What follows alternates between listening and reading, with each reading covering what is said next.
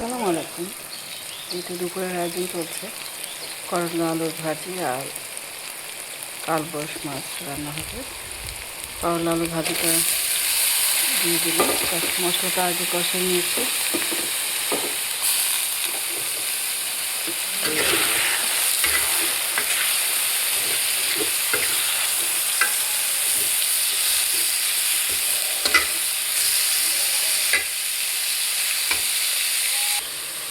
দুই রান্না একসঙ্গে চড়াইছি।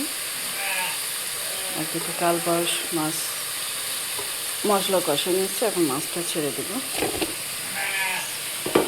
মাছটা কষিয়ে নিব।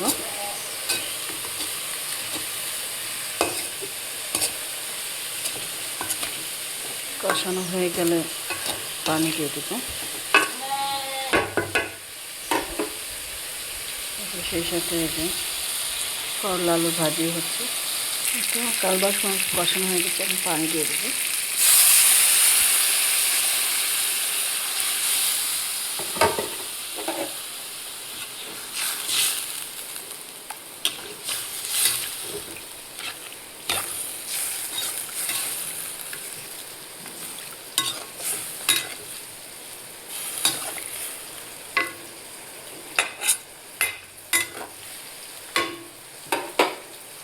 এদিকে করলা ভাজি হচ্ছে।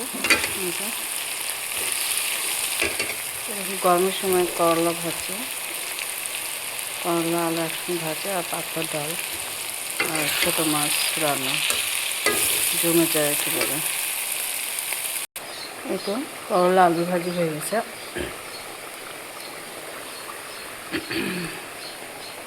এদিকে মাছও হয়ে গেছে, কালবাউস মাছ।